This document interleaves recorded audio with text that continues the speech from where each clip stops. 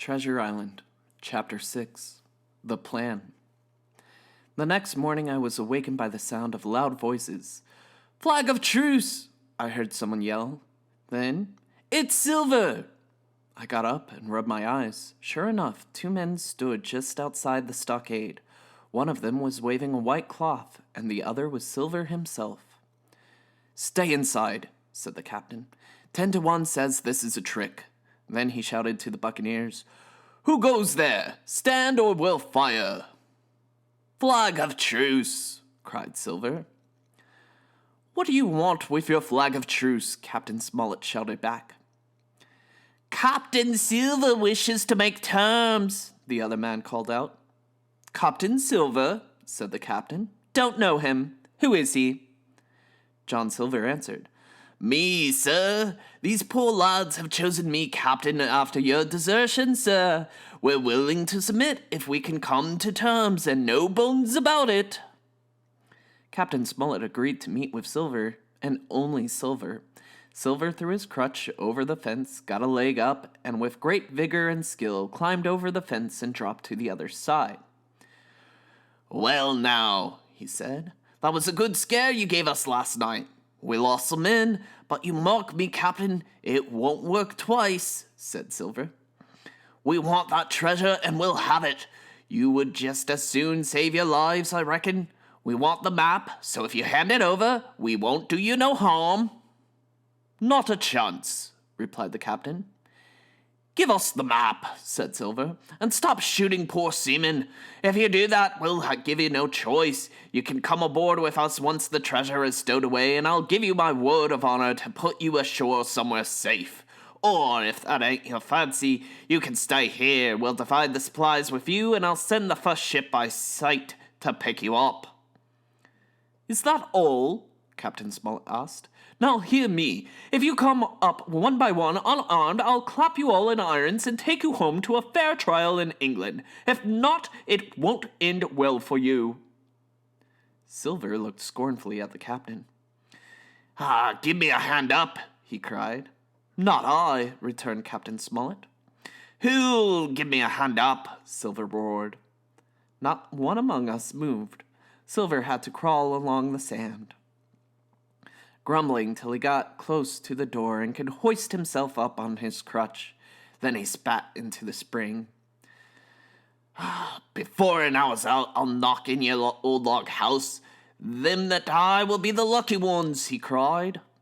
As soon as Silver left the stockade, we returned to our post and loaded our muskets.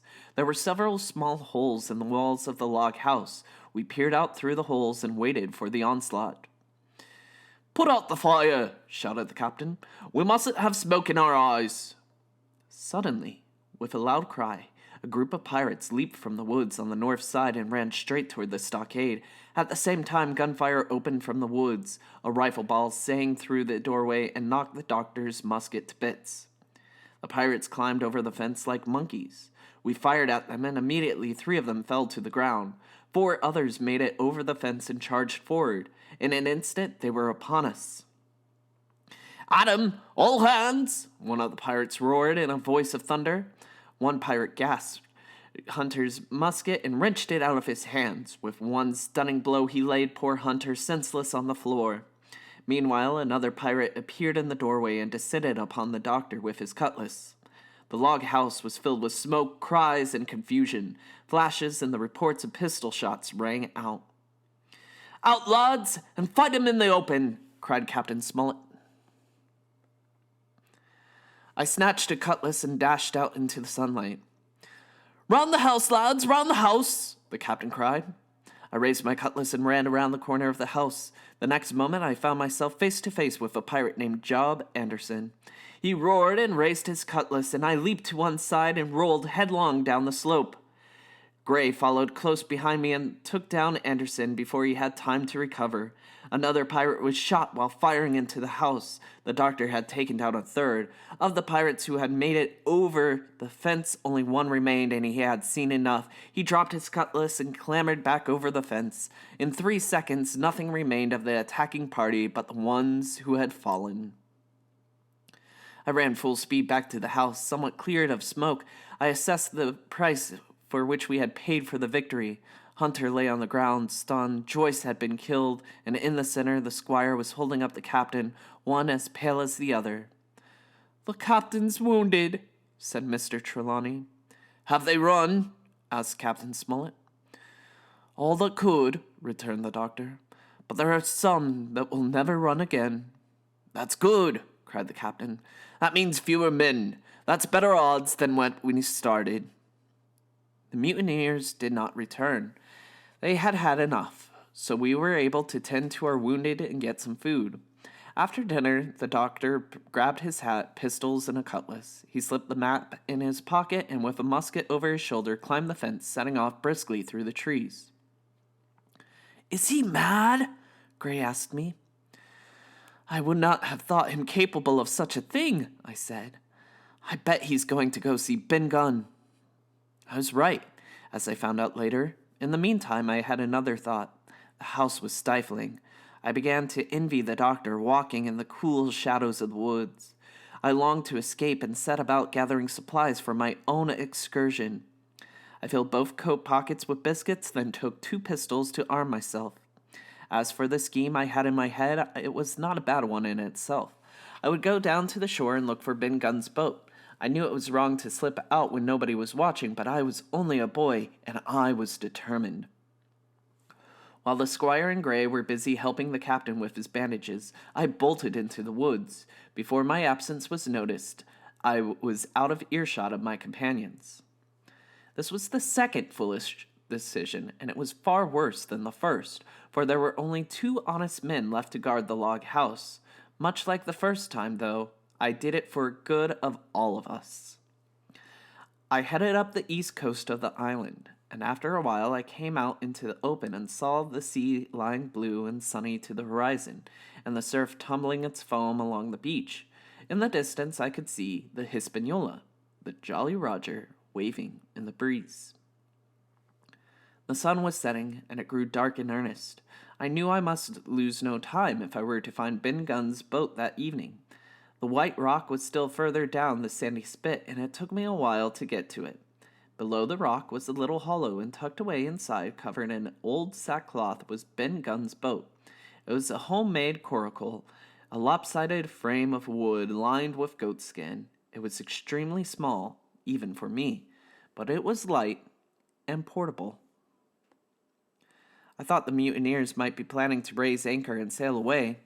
I wondered how I might be able to prevent this. I could paddle out in Ben Gunn's boat under the cover of the night, cut the ship loose, and let her drift toward the shore. I waited for darkness to fall. As the last rays of daylight disappeared, absolute darkness settled over Treasure Island, and I shoved Ben Gunn's boat out of the hollow. The little coracle was a safe boat for someone my size, but she was the most difficult craft to manage. Turning round and round was the maneuver at which she was best. She turned in every direction but the one that I chose. However, by good fortune, the tide swept me down to where the Hispaniola was anchored. As I drew near, I could hear loud voices in the cabin. One I recognized as Israel Hands, who was having a disagreement with another pirate. Both men were angry, and oaths flew like hailstones. I quietly rowed next to the schooner, then carefully cut the ropes that held the ship in place. The Hispaniola drifted free in the current, and to my surprise the coracle suddenly lurched. She seemed to change course, and her speed had strangely increased. I realized that I was being whirled along by the wake of the Hispaniola. The current turned at right angles, sweeping the tall schooner and the little coracle out to sea. Not knowing what to do, I lay on the bottom of my boat, sure this would be my final day. I must have lain there motionless for some time, but then, even in the midst of my fear, weariness overcame me, and I fell asleep.